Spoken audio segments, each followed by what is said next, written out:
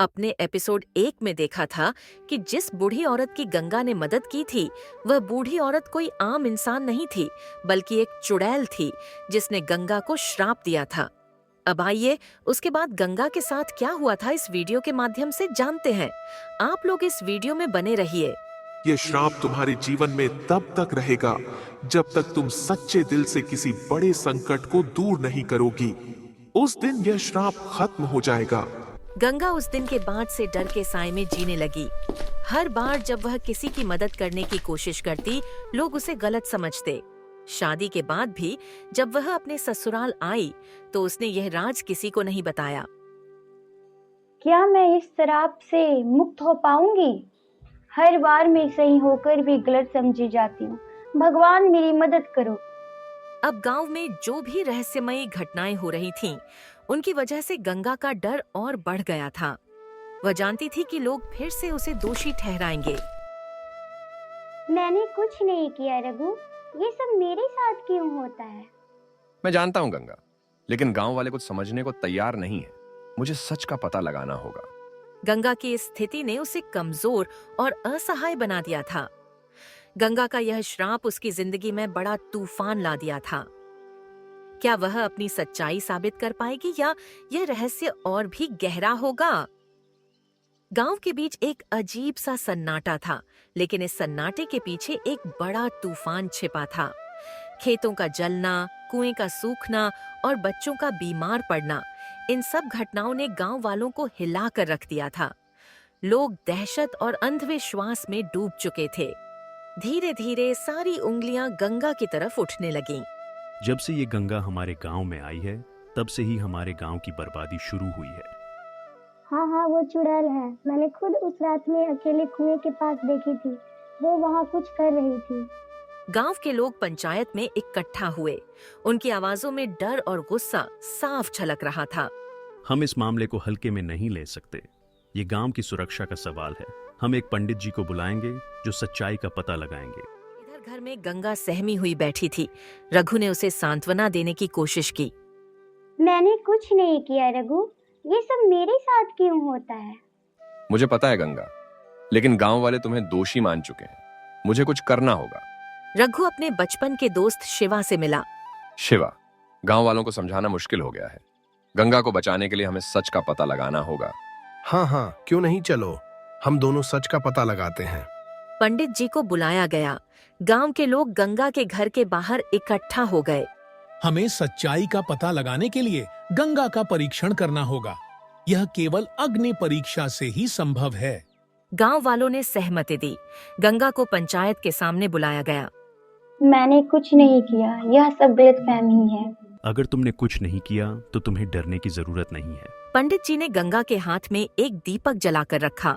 यदि यह दीपक बुझ जाता है तो तुम दोषी हो। यदि यह जलता रहे तो तुम निर्दोष हो। गंगा कांपते हुए दीपक थामे खड़ी रही। दीपक की लौ हवा में कांप रही थी। सभी की आंखें दीपक पर टिकी थीं। तभी अचानक एक तेज हवा चली और दीपक बुझ गया। देखा, यह चुड़ैल है। यह हमारी बर्बादी की वजह है।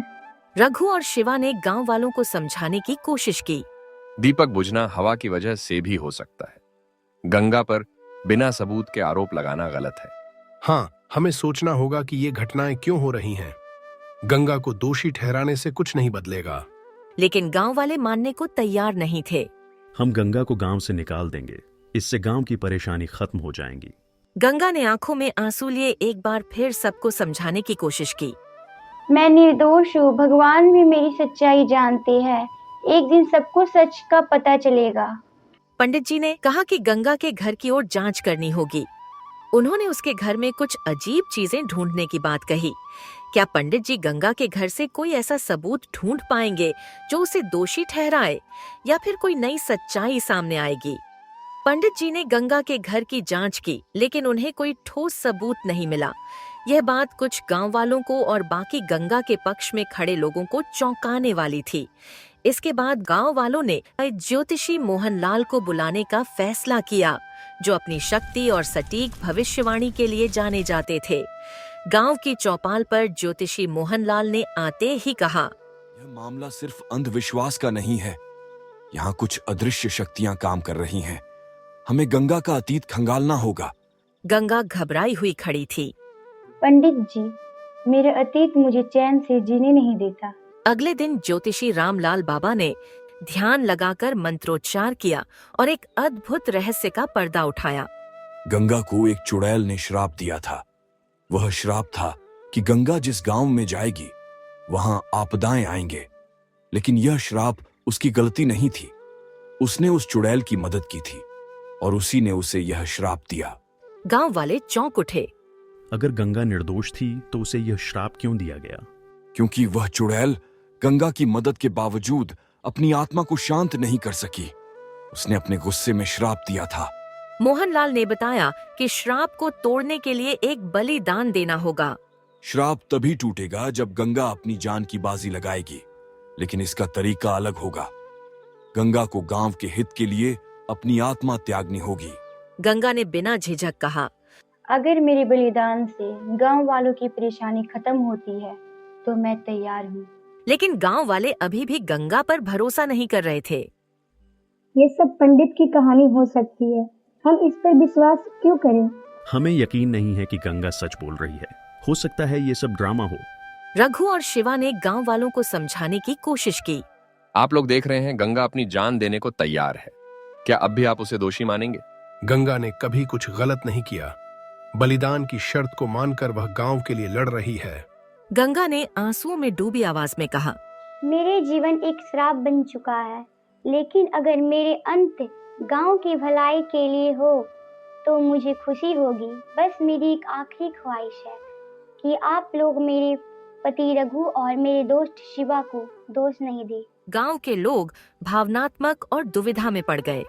हम सभी गंगा के बलिदान की गवाही देंगे, लेकिन यह सच साबित होना चाहिए कि श्राप टूटेगा। मोहनलाल ने बलिदान की प्रक्रिया के लिए एक अनुष्ठान की तैयारी शुरू की। क्या गंगा का बलिदान गांव को बचा पाएगा? क्या यह श्राप सच में टूटेगा या इसके पीछे कोई और बड़ा रहस्य है? 5वां पहलू, बलिदान सस्पेंस का अंत और मोरल संदेश। गांव का पूरा माहौल भारी और रहस्यमयी था। चौपाल पर सभी लोग इकट्ठा थे जहां पंडित मोहनलाल ने बलिदान की प्रक्रिया शुरू की। गंगा सफेद कपड़ों में शांत लेकिन अंदर से टूटी हुई इस अंतिम क्षण का इंतजार कर रही थी। रघु और शिवा उसकी तरफ सहानुभूति और दुख भरी नजरों से देख रहे थे। गांव वालों में डर, संदेह और थोड़ी बहुत सहानुभूति का मिश्रण था। गंगा, इस अनुष्ठान में तुम्हारी आत्मा को बलिदान करना होगा, लेकिन एक बात याद रखना, यह केवल तुम्हारे साहस और सच्चाई के आधार पर पूरा होगा। मुझे कोई गिला नहीं। अगर मेरे बलिदान से गांव का श्राप खत्म होता है तो यही मेरी नीति। रघु गुस्से और दुख से फूट पड़ा और बोला, पंडित जी, क्या कोई और रास्ता नहीं है? क्यों मेरी पत्नी को ही अपनी जान देनी पड़े? यह प्रकृति का नियम है बेटा। श्राप की शर्त यही है। गंगा ने अनुष्ठान की प्रक्रिया को स्वीकार किया। पंडित ने मंत्रोच्चार किया और गंगा को अनुष्ठान के केंद्र में खड़ा कर दिया। तभी चारों तरफ से अजीबोगरीब हवाएं चलने लगीं। गंगा, आंखें बंद करो और अपने मन को शांत रखो। गंगा ने वैसा ही किया। चारों तरफ हलचल मच गई। लोग डर से पीछे हट गए। तभी एक तेज रोशनी फैली और एक अदृश्य आकृति प्रकट हुई। यह वही चुड़ैल थी जिसने गंगा को श्राप दिया था। गंगा, मैंने तुझे श्राप दिया था, लेकिन तेरी निर्दोष आत्मा ने मेरे श्राप को गलत साबित कर दिया। तेरा बलिदान नहीं होगा। तूने गांव वालों के लिए जो किया, उसने तुझे श्राप मुक्त कर दिया है। यह बोलकर चुड़ैल गायब हो जाती है। तो गंगा सच में निर्दोष थी? हाँ, यह श्राप गंगा के कर्मों की वजह से नहीं, बल्कि हमारे अंधविश्वास और चुड़ैल के गुस्से का परिणाम था। गांव वालों को अपनी गलती का एहसास हुआ। हमने गंगा के साथ जो किया वह गलत था। हमें माफ कर दो गंगा। मुझे आपसे कोई शिकायत नहीं। अगर मेरे संघर्ष ने आपकी आंखें खोली है तो यह मेरा सौभाग्य है। आज हमने जाना कि अंधविश्वास और बिना सच्चाई जाने किसी को दोषी ठहराना सबसे बड़ा पाप है। हमें सच्चाई तक पहुंचने की कोशिश करनी चाहिए। गंगा और रघु गांव में सम्मान के साथ रहने लगे। गांव वालों ने अपनी मानसिकता में बदलाव किया और श्राप, अंधविश्वास जैसी चीजों पर सवाल उठाना शुरू कर दिया। मोरल संदेश। कहानी एक मजबूत संदेश देती है। किसी को बिना सच्चाई जाने दोषी ठहराना खतरनाक है। अंधविश्वास से बचना और सच्चाई को पहचानना ही सही राह है। एकजुटता और सहानुभूति से समाज को बेहतर बनाया जा सकता है।